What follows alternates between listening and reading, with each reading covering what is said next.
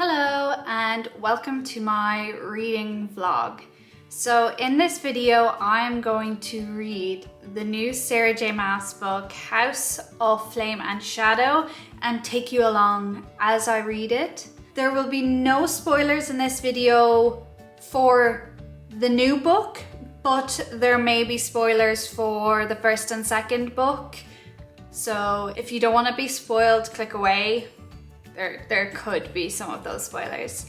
But yeah, I am really excited for this book, so let's get straight into it. I just got home and look what I have. We're gonna start this together. Still has the price on it, so pulling the price off on camera. I'm so excited. I only finished the second book in December. So I've not been waiting for this as long as pretty much the entire universe, but I am super excited to read. Let's get started.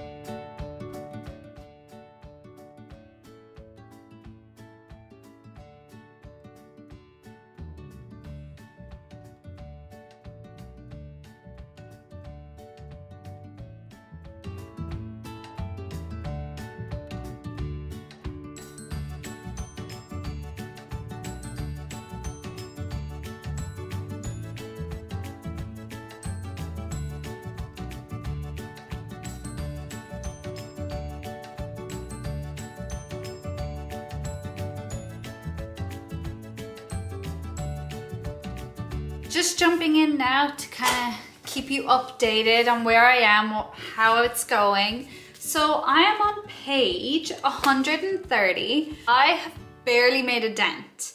Still kind of getting going. That sounds weird to say for me to be 130 pages in and it's only getting going. But remember, this is 840 pages, I think. So, you know, the book can kind of take its time to get into it. So far, there's kind of 3 storylines going about. There's Feyre, Bryce and her situation with the Akatar people. There's Hunt, Rune and Baxian kind of going on there. And by extension, Lydia. And then there's also Ethan and the Fae boys. So those are kind of 3 plot lines going at once. Yeah, it still feels very set up is the only thing. I've not quite gotten like oomph yet. However, this is Sarah J.Maas. That's how it's gonna be. It's gonna crank up. I'm okay with the cranking up. One thing I will say about Bryce is that I think I love the characters she's interacting with because they're from the Akatar books. So I'm like, stop not trusting them. They're so trustworthy. And she's like, not trusting them. I don't like him. I don't like her. I'm gonna manipulate everyone. And I'm like, no, they're lovely. Just wait till you get to know them. You don't know them like I do. I was like, getting all excited because Rhys and Azriel and Amren were in the scene and they were just them. They were just so them that I was like, oh my god, they're here. So I was very excited by that. I will keep you updated. Maybe I might wait until something big happens or like that leaves me shook before I update you again. I'm just not very far into it, so there's not much to say. I'm enjoying it. When you're reading a Sarah J. Maas book, just be ready for all of the setup, but it pays off so much. Like you're kind of just, you're learning to love the characters. That's what's going on. And then the world implodes. That's generally what happens in these books. So I'll keep you updated.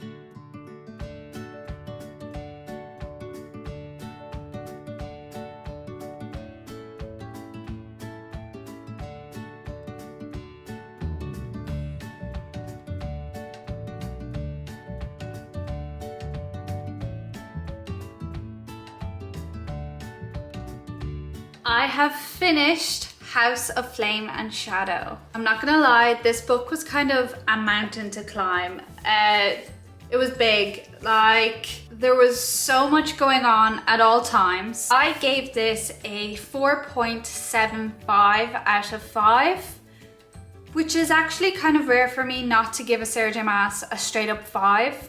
So that 0.25 is actually a pretty big deal. So here are my thoughts about the book. I enjoyed the story. This is basically the end of Bryce's story, the same way the ACOTAR book, first 3 books follow Feyre, and then the rest are going to be other point of views. This is the end of Bryce's story, and there will be more Crescent City books, but they'll be from different point of views. For part 1, in part 1, I expected more to come from the ACOTAR characters. So at the end of the second book, the ACOTAR characters made an appearance. Then we were kind of left on a cliffside being like, for 2 years, being like, oh, what's gonna happen now? The expanded universe. And it was okay. Like, I enjoyed the characters that were in that part, but I feel like they didn't have that much relevance. Bryce finds out a lot of stuff in that part, a lot of lore dumps, but she could have done that without the ACOTAR characters being there. So I don't know, I kind of expected more from their participation in part 1. Also, on the topic of Bryce, she did kind of grate on me by the end of this book. The thing about Bryce, I've always enjoyed her character. I like the party girl isn't what she seems kind of storyline she's had so far. However, I wasn't feeling it in this book. Like, Sarah J. Maas was kind of trying to be like, oh, she's a mastermind. Look at her, she's so clever and she pulled this off. And it was just not believable to me. Like, trying to make Bryce out to be the smartest human on earth or something, or Faye, I suppose. Figuring stuff out and pulling tricks left, right and center. And that is very Sarah J. Maas style. but it was much more believable when her other characters were doing that in other books, like Aelin and Feyre. It made sense to me that they were able to pull off these crazy things, especially Aelin, but Bryce just doesn't feel like she fits that, and it was kind of like forcing her to be like the other female main characters in the other books. So I wasn't fully a fan of that because it didn't seem right for her character. I quite liked Ethan. I say Ethan because it's Ithan. It could be Ethan, just spelled with an I instead of an E, but I keep calling him Ethan and I don't know if I'm wrong, so I guess I'll never know. But I liked his story in parts, like certain things I really liked his story, but other times he seemed a bit aimless. He was very back and forth, like chasing his tail. Forgive the werewolf joke. But in the end, I did quite like his outcome and what's going on with him. And I loved Lydia, which was a surprise to me. I really loved Lydia and her story with Rune. I really loved that story. I did not think I would be as into those parts. They became my favorite POVs throughout this book. I was looking forward to their POVs the most, so that was unexpected. Kind of the thing that was putting me off throughout the whole book is that I feel like I lacked an emotional connection to these characters, or maybe it was just the way they were handled in this book. I don't know. Like, I didn't care as much about the ending of this book as I did with the end of the Echo War or the end of the Aelin books. I didn't care nearly as much. I'm mixed on this. Like, don't get me wrong, 4.75 is a good score. Like, that's really high. But I've come to expect more out of my Sarah J.Maas books, so it is quite rare for me to not give Sarah J.Maas a 5 out of 5. So those are my thoughts. I'm still glad I read it, and I'm still very happy with how everything went down in the end. I just do have my little criticisms. But yeah, I can recommend. While I have you here, I'm gonna do a quick mini book haul because I got some books for my birthday, and I both got books as presents and treated myself to books as presents. So I'll give you a quick little haul. It's not going to be as detailed as the Christmas video I did. This will just be more like sprinkle. Have a look at what I got. First one I have here is Caraval by Stephanie Garber. This is the book I was saying I don't own. This one. I got this for Christmas, and I was saying I haven't read this first, but I really wanted to read this. Well, my birthday, so it doesn't matter. I might actually end up reading Caraval first. I don't know though. Next, I got Romancing Mr. Bridgerton. I am really excited for the next season of the TV show. Recently, I've been getting a load of clips popping up on my timeline on TikTok, being like, "Ooh, look at it, look at Penelope, look at Colin, and look at them interacting." And so it's like stoking the fire. I want to read this before I watch it. I don't want spoilers. It's not coming out till May, so I have loads of time. By the way, I was seeing all the promo, I was like, oh no, it must be like out tomorrow by the amount they are pushing it. No, it's out in a few months time. So I have plenty of time for that. Next, I got Fahrenheit 451. This has been on my want list for a few years. I want to read it. It's another classic-y kind of winner of the 2007 Pulitzer Prize. Yeah, so I've wanted to read this for a while. Next, I got Consider Me. This is another hockey romance. Aren't we surprised? I'm a bit off-put by how big this book is, especially for a hockey romance. But we'll see. It seemed very generic, but the Goodreads / Storygraph ratings were like high enough for me to give it a go, and it's cute looking, it's pretty. So we'll see that. Next, I got Bride by Ali Hazelwood. This is a werewolf and a vampire marriage of convenience plotline. Ali Hazelwood is an instant buy for me. So when I heard she was releasing this, I was kind of like, I don't like werewolf books. Like, that was never my jam when I was on Wattpad.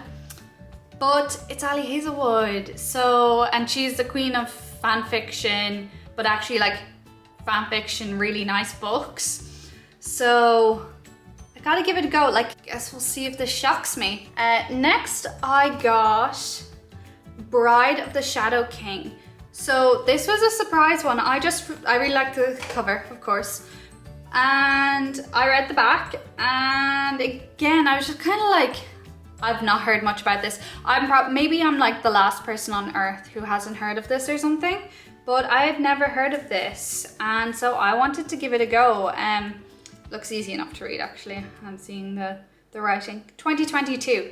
So yeah, I didn't see it blow up or anything.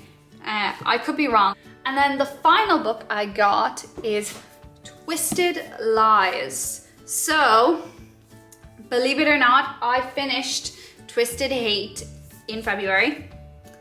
Review incoming at the end of the month. And this is the last book in the series. So I wanted to get it. Yeah, like, again, no questions asked. I gotta finish out this series. I've been reading it for over a year now. In fairness, I take my time. I like to spread out those kind of books, especially if I read too many of them, I get bored. I get real bored. That was a tiny little book haul, little birthday book haul. So thank you for watching my reading vlog mixed with a super quick book haul. I will see you next time.